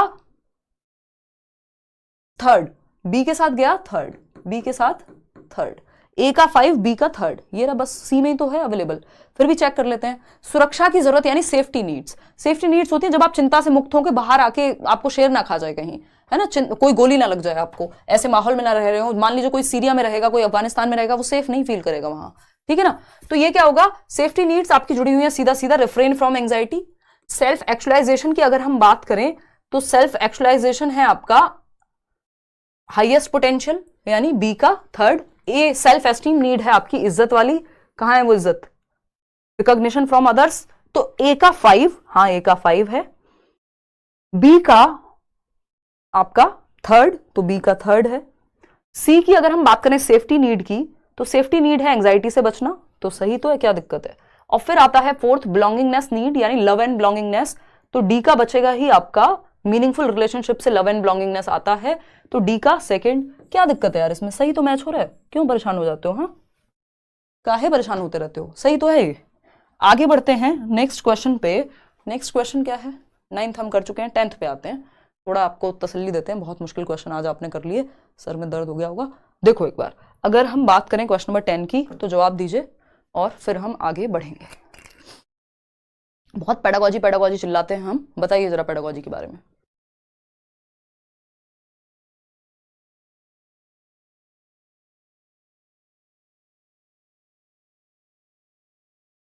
कोई तो कह रहा है कि आपने डी बोला था। हाँ, बोलने में कई बार ना फ्लो में गड़बड़ हो जाती है, ठीक है ना। चलिए देखिए एक बार question number 10, which one of the following statements does not match with the concept of pedagogy, यानी निम्नलिखित में से कौन सा कथन शिक्षा शास्त्र की अवधारणा से मेल नहीं खाता है। क्या मेल नहीं खाता है, तो बताइए क्या मेल नहीं खाता है। पेडागॉजी क्या है पहले तो ये समझना होगा, फिर तो देखेंगे ना मेल क्या खाता है क्या नहीं खाता, है ना। पहले तो ये समझना होगा पेडागॉजी है क्या।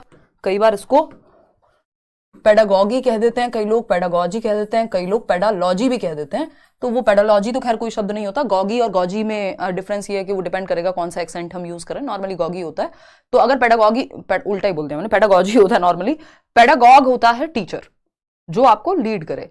तो पेडागॉजी की जब हम बात कर रहे हैं यहाँ पे, तो मतलब ये सबका ना अपना क्षेत्रीय भाषा है, वो एक मदर टंग का टच कह लीजिए उसमें, जो लोग पेडागॉजी बोलते हैं। इसमें कोई मजाक उड़ाने वाली बात नहीं है, कोई बहुत तोप नहीं हो जाते आप पेडागॉजी बोल के भी। बट अगर हम फोनोलॉजिकल अवेयरनेस रखते हैं यानी बोलना कैसे है तो हम पेडागोजी इसको बोलेंगे। But how does it matter, paper में क्वेश्चन सॉल्व होना चाहिए तरीके से, आप खुद पे इंप्रूव करते रह सकते हैं। जिसको शौक हो लैंग्वेज पे काम करने का वो उसको इंप्रूव करता रहे, अदरवाइज इसमें कोई मजाक उड़ाने वाली बात नहीं है कि आप पेडालॉजी बोल रहे हैं तो बहुत ही खराब इंसान है आप। बाकी लॉजी बोला जा नहीं सकता क्योंकि एल, इसमें कहीं एल का साउंड है नहीं, है ना। तो वो क्षेत्रीय प्रभाव होता है, वो हमारी मदर टंग का प्रभाव जब आ जाता है कई बार तो ऐसा होता है, नॉर्मल भाषा की त्रुटि है, इसमें कोई बड़ी बात है नहीं। देखिएगा, है ना, सबका एक्सेंट होता है। एक पेडागोजी की अगर हम बात करें तो पेडागोजी क्या है भाई, इसको हम साइंस ऑफ टीचिंग कह देते हैं, साइंस ऑफ टीचिंग कह देते हैं, यानी शिक्षण का विज्ञान कि क्या टेक्निक्स हैं पढ़ाने की, या फिर आर्ट ऑफ टीचिंग भी कह देते हैं कई बार, आर्ट ऑफ टीचिंग के क्या तकनीक होनी चाहिए, क्योंकि टीचिंग क्या है, एक आर्ट है और साइंस भी है ना, science and art as well. तो अगर हम बात करें तो कौन से तरीके होंगे, पढ़ाते कैसे हैं, ये सारी बातें पेडागोजी में आती हैं, है ना, पढ़ाया जाना कैसे चाहिए। तो कॉन्सेप्ट ऑफ पेडागोजी के बारे में कौन सी बात सही नहीं है, तो आपको पता है पेडागॉग हम टीचर को कहते हैं, बेसिकली बच्चे को नीड में रख करके ही आपके मेथड्स बनने चाहिए, जो मेथड्स पेडागोजी से जुड़े होते हैं कि आप कौन से तरीके अपनाएंगे पढ़ाने के लिए। तो pedagogy is related to the needs of the learner, बिल्कुल सही बात है, लेकिन हमें गलत बात चाहिए, नहीं पूछा है। Pedagogy is indifferent to the context of cultural influence, यही बात गड़बड़ हो गई कि शिक्षा शास्त्र सांस्कृतिक प्रभाव के संदर्भ में उदासीन है या तटस्थ है, मतलब इनडिफरेंट है, कोई फर्क नहीं पड़ता कि आप किस संस्कृति से आ रहे हैं, बच्चे की संस्कृति को ध्यान में ही नहीं रख रहे और मेथड पढ़ा रहे हैं जिससे अपना मन करे, तो कोई फायदा नहीं है। बच्चे के कल्चर को ध्यान में रखना है, इंडिफरेंट नहीं होना है, उससे कनेक्टेड फील कराना है। इंडिफरेंस का मतलब होता है फर्क ही नहीं पड़ रहा बच्चा किस संस्कृति से आता है, जबकि आपको हर बच्चे को इंक्लूड करना है, वो अपने घर से जो भी लेके आए, उसकी भाषा हो, उसकी संस्कृति हो, उसके एग्जाम्पल्स हो, उन सबको इंक्लूडेड महसूस कराना है बच्चे को। उस आधार पर आपको अपने मेथड को चूज करना है कि हर बच्चा और उसकी जो बैकग्राउंड नॉलेज है, प्रीवियस नॉलेज है, उसको यूज किया जा सके। तो ये बी ऑप्शन गलत है, और जो गलत है वही सही है क्योंकि पूछा ही गलत था। Pedagogy changes with the change in the curriculum, हाँ बिल्कुल सही बात है, अगर हम करिकुलम में चेंज करेंगे तो पढ़ाने के तरीके में भी चेंज करना पड़ेगा। अगर सीटेट में 2 महीने हैं और पहले 6 महीने दिए जाते थे, तो अगर मैं पहले बैच में मान लीजिए 60-70 क्लास ले रही हूँ सीटेट के लिए, तो आज वो 30-40 करनी पड़ेंगी और उस अप्रोच से पढ़ाना पड़ेगा जिस अप्रोच की जरूरत है। अगर नए क्वेश्चन आए हैं तो वो नए तरीके से पढ़ाना पड़ेगा। तो करिकुलम में चेंज होगा यदि, तो हमें क्या करना पड़ेगा, पेडागोजी में चेंज लाना पड़ेगा, पढ़ाने के तरीके में चेंज लाना पड़ेगा। पेडागोजी क्या है, पढ़ाने का तरीका एक तरह से, तो ये बात तो सही है। Pedagogy is evolving in nature, समय के साथ प्रकृति में विकसित होती रहती है शिक्षा शास्त्र, अपने हमेशा सेम थोड़ी रहती है, डायनेमिक है, बात सही है। तो एक ही बात गलत थी, वो है बी ऑप्शन। क्वेश्चन नंबर 11 देखिएगा, in the revision of Bloom's taxonomy of instructional objectives in cognitive domain the included and replaced items are respectively. इस क्वेश्चन में भी आप लोग गलती करेंगे, थोड़ा सा ध्यान से कीजिएगा। अगर हम बात करें ब्लूम्स टेक्सोनॉमी की, तो ये बेसिकली कि आप पढ़ाएंगे कैसे, इस बारे में कई सारी चीजें हैं, जिसमें कॉग्निटिव डोमेन है, दिमाग से जुड़ा हुआ, जिसमें 6 लेवल्स हैं। ये इस पर मैंने यूट्यूब पर वीडियो बनाई हुई है, एक आध क्वेश्चन अगर कभी पूछ ले तो पता होना चाहिए, अदरवाइज बहुत ज्यादा क्वेश्चन ब्लूम टेक्सोनॉमी से आते नहीं है आपके सीटेट में। फिर भी आपको पता होना चाहिए, 1 नंबर में अगर पूछा जाता है, क्योंकि ऑनलाइन एग्जाम में आई थिंक जो सबसे पहली बार हुआ था उसमें आए थे क्वेश्चन। तो इंस्ट्रक्शनल ऑब्जेक्टिव इन कॉग्निटिव डोमेन, अब आपको पता है सब में आईएनजी लगा दिया, वर्ब फॉर्म बन गया नाउन फॉर्म से। तो आपसे पहले पूछा है दैट, पहले मैं आपका आंसर देख लूं, बी ऑप्शन कह रहे हैं 33% लोग, गलत हो गया।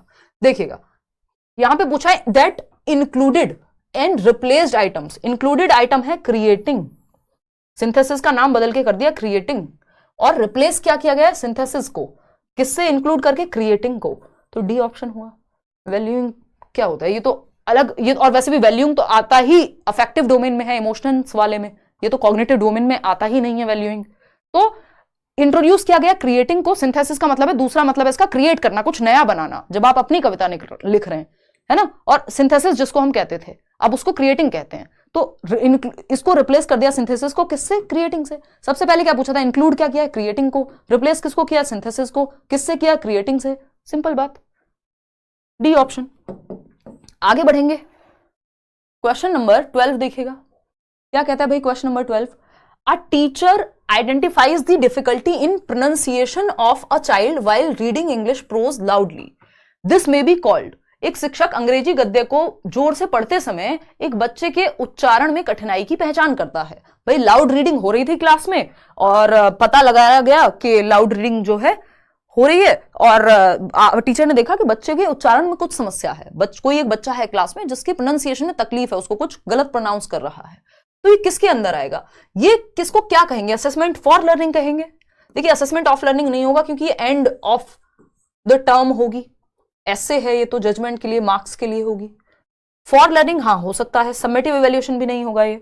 डायग्नोस्टिक टेस्टिंग कह सकते हैं कि नैदानिक परीक्षण, लेकिन ये कोई अलग से टेस्ट थोड़ी दिया था। गैप्स को जांचने के लिए डायग्नोस्टिक टेस्टिंग होती है कि आपने कुछ डिजाइन ही इसलिए किया है कि आप कमियों का पता लगा पाए, लेकिन यहां पे नॉर्मल क्लासरूम एक्टिविटी थी। ड्यूरिंग क्लासरूम आपको पता लगा कि भाई बच्चे के प्रोनाउंसिएशन में समस्या है।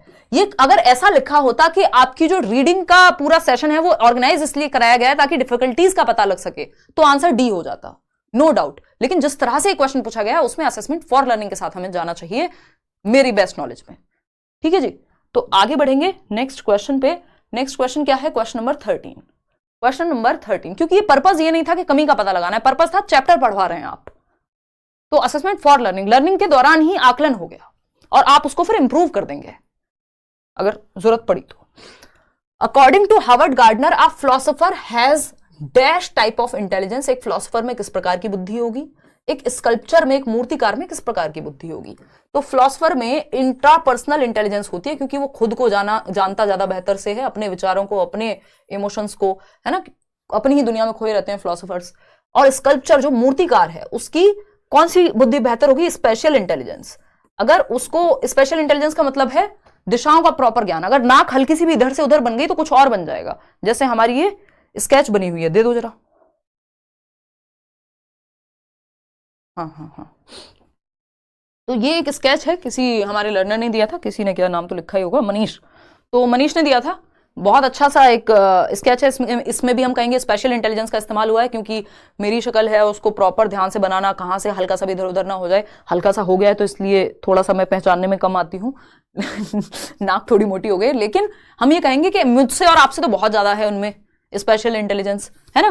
तो स्पेशल इंटेलिजेंस चाहिए मूर्तिकार में, या कोई भी अगर ड्राइंग पेंटिंग में भी अच्छा है उसमें भी स्पेशल इंटेलिजेंस होगी।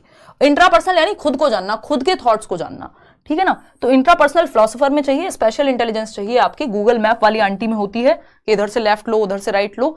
दिशाओं का ज्ञान, अब ये भी तो दिशाएं है ना, शेप और साइज भी क्या है? दिशाई तो है, हल्का सा भी इधर उधर हुआ मामला खराब हो जाएगा। अगर यहाँ पे आपसे इंटरपर्सनल पूछा है तो या तो ये लीडर, किसी पॉलिटिकल लीडर की बात करेगा क्योंकि वो लोगों को समझने में, टीचर भी हो सकते हैं वहां पे, थेरेपिस्ट हो सकता है कई बार। चलिए खैर आगे बढ़ते हैं।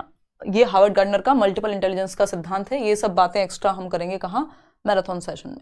क्वेश्चन नंबर 14 देखिए, अभी तो उसको टेस्ट की तरह ही ले लेते हैं। While dash agencies of socialisation are predominantly important in infancy, dash agencies of socialisation also become important in early childhood.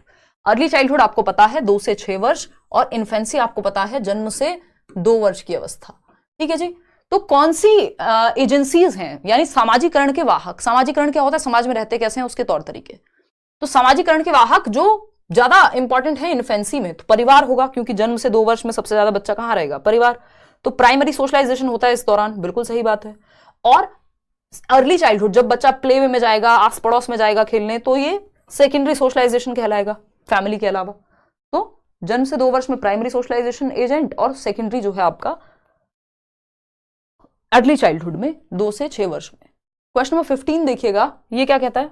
Dyslexia. Dyslexia is a psychological disorder characterised by lack of attention and impulsive behaviour. एक मनोवैज्ञानिक विकार है जिसकी विशेषता ध्यान का अभाव और आवेगशीलता है। बच्चे उछलते कूदते रहेंगे, अटेंशन एक जगह पे टिका करके नहीं बैठ पाएंगे, ध्यान एक जगह पे टिक नहीं पाता। इसको ADHD कहते हैं, इसको डिसलेक्सिया नहीं कहते। Attention deficit hyper activity disorder, है ना, न्यूनता अवधान क्या कहेंगे? विकार कहते हैं इसको हम। तो ये ADHD है, ये तो डिसलेक्सिया नहीं है। Speech disorder characterised by stuttering and errors in articulation, यानी एक भाषण विकार है जहां बच्चा हकलाना और उच्चारण में त्रुटियां करना होता है। तो वो अफेजिया एक बार को हो सकता था कि बोलने में दिक्कत है या भाषा को समझने में दिक्कत है। यहाँ पे बोलने की तो दिक्कत नहीं होती, dyslexia. Locomotor disorder characterised by gross motor impairment. Locomotor disorder वो होता है जो चलने फिरने या हड्डियों में दिक्कत जिनके होती है, व्हील चेयर पे है यदि कोई बच्चा है या बैसाखियों का इस्तेमाल कर रहा है, तो ये आपके RPWD एक्ट में सारे मेंशन्ड है। तो ये लोकोमोटर डिसेबिलिटी भी नहीं है कि हड्डियों में दिक्कत है। डी ऑप्शन है neurological disorder characterised by trouble in reading, यानी ये एक तंत्रिकीय विकार है जिसका संबंध पढ़ने में होने वाली कठिनाई से है है ना। इसी तरह का एक क्वेश्चन आया हुआ था जिसमें डिस्ग्राफिया पूछा हुआ था, वो तो इसी बार का क्वेश्चन है। डिस्ग्राफिया होता है राइटिंग डिसऑर्डर, लेखन संबंधी समस्या। तो चाहे वो जितने भी लर्निंग डिसेबिलिटीज हैं, स्पेशली इस तरह के एलडी बोलते हैं इनको हम, सैमुअल क्रिक ने 1960s में दिया था। एलडी बोले तो लर्निंग डिसेबिलिटी क्या, डिसलेक्सिया हो सकती है पढ़ने से संबंधित, डिस्ग्राफिया हो सकती है लिखने से संबंधित, डिस्फेजिया हो सकती है आपकी भाषा को समझने या बोलने से संबंधित, है ना। ये सब जितने भी डिस वाले हैं ये सब न्यूरोलॉजिकल डिसऑर्डर्स हैं, यानी ब्रेन की वायरिंग में दिक्कत है, लेकिन आईक्यू में दिक्कत नहीं है बच्चे को। अच्छा ठीक है,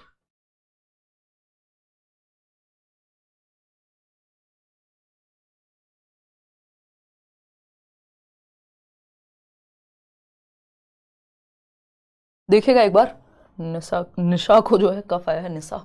तो ये तंत्रिकीय विकार है, एक न्यूरोलॉजिकल डिसऑर्डर है, ठीक है ना। आगे बढ़े नेक्स्ट क्वेश्चन पे। फोटो भेजना है, बहुत दिनों से बना के रखा हूं, ऑफिस भिजवा दीजिए करियर विल के। आज क्वेश्चन देख के बच्चों का तेल निकाल दिया आपने। तो थोड़ा सा मुश्किल भी क्वेश्चन करना जरूरी है, कहीं हम ओवर कॉन्फिडेंट ना रहें। हालांकि सिलेबस से हैं चीजें, ऐसा नहीं है कि सिलेबस से ना हो। क्वेश्चन नंबर 16 देखिएगा। अब बाद वाले क्वेश्चंस थोड़े से नॉर्मल लगेंगे आपको, क्योंकि मुश्किल क्वेश्चंस हम शुरू में कर चुके हैं। Children learn more effectively if a concept proceeds from. अगर ये भी आसान नहीं लग रहे तो दिक्कत है फिर समझने में, है ना। क्योंकि ऐसे 5-6 क्वेश्चन तो आ सकते हैं ना मुश्किल पेपर में। बच्चे सबसे प्रभावी ढंग से तब सीखते हैं यदि कोई अवधारणा, किस कॉन्सेप्ट को कैसे सिखाएं ताकि बच्चे इजीली इफेक्टिवली सीख पाएं। रैशनल टू इंपेरिकल, यानी पहले तर्क दो और बाद में उनको अनुभव दो, जबकि पहले अनुभव दो और बाद में तर्क दो। पहले एक्सपीरियंस कराओ फिर जाकर के उनको थियरी या रैशनल या रीजन बताओ, तो ये उल्टा हो गया। जनरल टू स्पेसिफिक, सामान्य से विशिष्ट, याद आ रहा है कुछ अभी कल परसों बताया था, inductive method.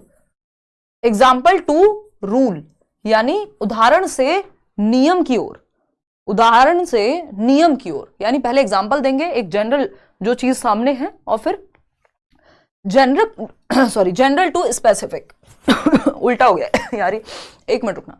General to specific होता है आपका डिडक्टिव मेथड, लेकिन यहां पे जनरल टू स्पेसिफिक का मतलब है सामान्य से विशिष्ट की ओर, जो बात सामान्य है वहां से किधर ले जाएं, स्पेसिफिक की तरफ ले जाएं, कि आपने डेफिनेशन बता दी नाउन की, ये डिडक्टिव मेथड हो जाएगा, और फिर आप स्पेसिफिक की तरफ जा रहे हैं। बाकी ऑप्शन देख लेते हैं। देखिए बाकी ऑप्शन इससे अच्छे नहीं थे, इसलिए हमें इसके साथ जाना पड़ा, नहीं तो एग्जाम्पल टू रूल ज्यादा बेहतर था, इंडक्टिव ज्यादा बेहतर था। यहाँ स्पेसिफिक टू जनरल भी बेटर होता, लेकिन स्पेसिफिक टू जनरल को हम मैक्सिमम में काउंट नहीं करते, टीचिंग के सूत्र में काउंट नहीं करते, जनरल टू स्पेसिफिक को काउंट करते हैं, सिंपल टू कॉम्प्लेक्स को काउंट करते हैं, ना कि कॉम्प्लेक्स टू सिंपल को। एब्स्ट्रैक्ट टू कॉन्क्रीट नहीं, कॉन्क्रीट टू एब्स्ट्रैक्ट। कॉन्क्रीट वो है जिसको आप देख सकते हैं, एब्स्ट्रैक्ट वो है जो विचारों में है। तो विचारों में बाद में जाते हैं, पहले हम कॉन्क्रीट चीजों से, मूर्त चीजों से एक्टिविटीज करा करके, जो चीजें बच्चों को दिखा करके टीचिंग लर्निंग मटेरियल, तब हम बाकी चीजों पे जाते हैं। तो सामान्य पहले आपने कोई परिभाषा बताई, फिर उसके उदाहरण दिए, तो एक ही उत्तर सही है, नहीं तो इससे बेहतर उत्तर हो सकता था, लेकिन इन चारों में से तो यही बेस्ट है।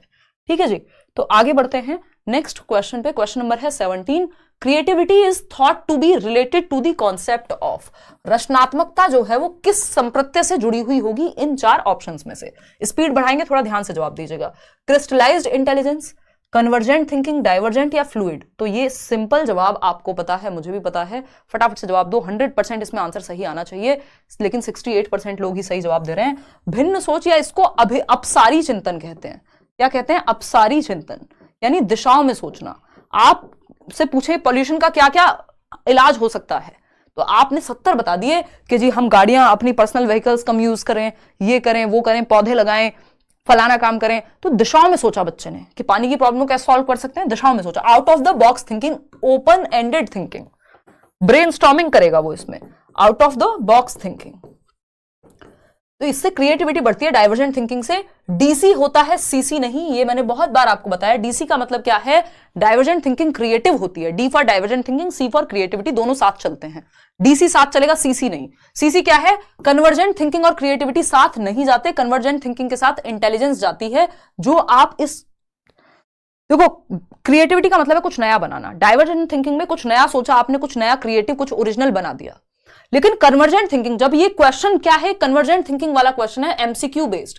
कन्वर्जेंट थिंकिंग में आप कुछ नया नहीं बनाते, इन्हीं 4 ऑप्शंस में से कोई एक चूज कर लेंगे, यानी आपने अपनी इंटेलिजेंस का यूज किया है। तो जेपी गिलफर्ड के अनुसार डाइवर्जेंट थिंकिंग जुड़ी हुई है क्रिएटिविटी से, वहीं कन्वर्जेंट थिंकिंग जुड़ी हुई है इंटेलिजेंस से। और ये जो है आपका क्रिस्टलाइज्ड, और ये रेमंड बी कैटल का सिद्धांत है, आपके पेपर में पूछा नहीं जाता, फिर भी मैं बता देती हूँ। फ्लूइड इंटेलिजेंस भी क्रिएटिविटी से जुड़ी होती है, लेकिन ये आपसे रेमंड बी कैटल के कॉन्टेक्स्ट में पूछा होता तब सही था।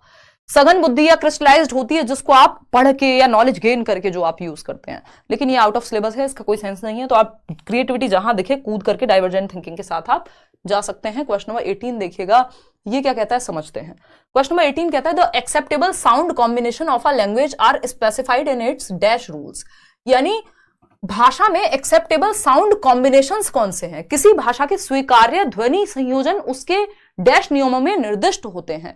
जैसे अभी हम पेडागॉजी को पेडालॉजी बोलने की बात कर रहे थे जब, तो हम ये कह सकते हैं कि भाई ये जो साउंड कॉम्बिनेशन है ये पेडागॉजी बन सकता है, गॉगी बन सकता है, लेकिन लॉजी नहीं बनेगा क्योंकि एल की साउंड तो कहीं है ही नहीं। तो हम साउंड कॉम्बिनेशन से कैसा उच्चारण बनेगा, ये बात फोनोलॉजिकल एस्पेक्ट में आती है। साउंड की बात कहीं भी हो लैंग्वेज में, आप समझ जाइएगा फोन से जुड़ा हुआ होता है साउंड। फोन पे फोन उठा के आप कहते हैं हेलो, फोन का मतलब ये साउंड की बात हो रही है। तो साउंड क्या है, ध्वन्यात्मक नियम या फोनीम जिसको हम कहते हैं, फोनोलॉजिकल एस्पेक्ट का एक हिस्सा है फोनीम, यानी जिसको हम साउंड की सबसे छोटी इकाई कहते हैं, जिसको और नहीं तोड़ा जा सकता। जैसे सी और एच मिलकर के च की आवाज बनाते हैं, उसको और तोड़ेंगे तो कोई मतलब बचेगा नहीं, ठीक। तो सिंटैक्टिक क्या होता है, जब हम स्ट्रक्चर की बात करेंगे, subject plus object plus verb जो है मिलकर के, subject plus verb plus object, ये क्या हुआ, एक सेंटेंस बन गया, है ना। तो ये सिंटैक्टिक यानी स्ट्रक्चर की बात हो रही है। ग्रामेटिकल, इन्फ्लेक्शन की यहां जरूरत नहीं है, ग्रामेटिकल में फिर बहुत सारी बातें आ ही जाएंगी, जैसे कि सिंटैक्टिकल भी ग्रामर का ही पार्ट है। क्वेश्चन नंबर 19 देखिएगा, फटाफट से जवाब दीजिएगा। ये क्या कहता है, the position where thought patterns are influenced by language is called, यानी वह स्थिति जहां विचार पैटर्न भाषा से प्रभावित होते हैं। बहुत इंपॉर्टेंट क्वेश्चन है, कई बार पूछा जा चुका है अलग अलग तरीके से। The position where thought patterns, आपके विचार, आपके विचार करने का तरीका, आपके सोचने का तरीका आपकी भाषा से प्रभावित होता है। ये कौन सी थियरी है और कौन से व्यक्ति हैं, यानी जो भाषा में बोलती हूं मेरे विचार भी उस भाषा से प्रभावित होंगे। क्या है ये है लिंग्विस्टिक डिटर्मिनेशन। 45% लोग सही कह रहे हैं जवाब। लिंग्विस्टिक डिटर्मिनेशन कई बार सीटेट में आ चुका है, पूछा जा सकता है। लिंग्विस्टिक डिटर्मिनेशन का मतलब है भाषा निर्धारण कह सकते हो आप, भाषाई निर्धारण कह सकते हो इसको। एक सैपर-वोर्फ का एनालिसिस है, सैपर-वोर्फ ही नाम है आई थिंक, ली वोर्फ नाम के एक व्यक्ति हैं और ये सैपर हैं, जो दो लोग हैं, इनकी एक हाइपोथेसिस है जिसका नाम है लिंग्विस्टिक डिटर्मिनेशन। यानी लिंग्विस्टिक मतलब भाषा डिटरमाइन करती है, निर्धारित करती है आपके विचार को। भाषा ही निर्धारण, भाषा किसको निर्धारित करती है, विचार को। आप सोचेंगे कैसा, वो आप किस भाषा में सोच रहे हैं उससे प्रभावित होगा। यानी यदि मैंने हिंदी भाषा पढ़ी है तो मैंने हिंदी में, मान लीजिए हिंदी या संस्कृत, तो मैंने रामायण पढ़ी है बचपन से, बाकी चीजें पढ़ी हैं, या हिंदी की नॉवेल्स पढ़ी हैं, लिटरेचर पढ़ा है मैंने, साहित्य पढ़ा है हिंदी का, तो मेरे सोचने का तरीका भी मेरी भाषा यानी हिंदी जो मुझे आती है उससे प्रभावित होगा। और अगर मैंने इंग्लिश पढ़ी है तो मेरा सोचने का तरीका उससे प्रभावित होगा। दोनों पढ़ी है तो दोनों से प्रभावित होगा। तो आपका जो लैंग्वेज है वो डिटरमिन करती है आपके थॉट पैटर्न्स को। ये बात सैपर-वोर्फ की जो एनालिसिस है या हाइपोथेसिस है, ली वोर्फ नाम की व्यक्ति है, लिंग्विस्टिक डिटर्मिनेशन इन्होंने दिया है। डायरेक्ट क्वेश्चन भी पूछा गया इंग्लिश पेडागॉजी में भी, सीडीपी में भी, कि ली वोर्फ ने क्या दिया है या लिंग्विस्टिक डिटर्मिनिज्म किसने दिया है, आपको पता होना चाहिए। ये सैपर-वोर्फ का एनालिसिस है, ली वोर्फ ने दिया है। कॉग्निटिव बायस होता है आपका, बहुत मतलब ये आपसे नहीं पूछेगा, साइकोलॉजिकल टर्म है कॉग्निटिव बायस। बहुत ही दिन खराब हो आपके तो पूछ सकता है, बट अभी आज तक तो नहीं पूछा है, ना सिलेबस में बनता है। देखिएगा क्वेश्चन नंबर 20, सिलेबस में तो बन सकता है क्योंकि कॉग्निटिव डेवलपमेंट है तो बायस भी पूछ लेगा, बट वो सेंस नहीं बनेगा, बच्चों के एस्पेक्ट से उतना इंपॉर्टेंट नहीं होता। क्वेश्चन नंबर 20 देखिए, मतलब बच्चों को पढ़ाने जाएंगे आप उस एस्पेक्ट से। क्वेश्चन नंबर 20 देखिए, inclusive education is based on the principle of, जो समावेशी शिक्षा है वो किस सिद्धांत पर आधारित है। ये इसी तरह का एक क्वेश्चन इस बार भी पूछा हुआ था। इक्विटी एंड इक्वल अपॉर्चुनिटीज पे, यानी समानता और समता के अवसरों पर, सोशल एग्जिस्टेंस एंड ग्लोबलाइजेशन पे, वर्ल्ड ब्रदरहुड या सोशल इक्विलिब्रियम। देखिए सामाजिक संतुलन पे नहीं, समता और समानता के अवसर पे आधारित है इक्विटी एंड इक्वल अपॉर्चुनिटीज। और अगर सिर्फ इक्विटी मिले, मतलब अगर इक्वल अपॉर्चुनिटीज ना लिखा हो तो इक्विटी के साथ भी जा सकते हो। इक्विटी का मतलब होता है जिसको जैसी नीड है उसको ऊपर लेकर के आना, ना कि हम ये कहें सब बराबर हैं, समान अवसर मिलने चाहिए, लेकिन जहां जिसको जरूरत हो उसको एक्स्ट्रा ऊपर भी हमें एम्पावर भी करना है ना।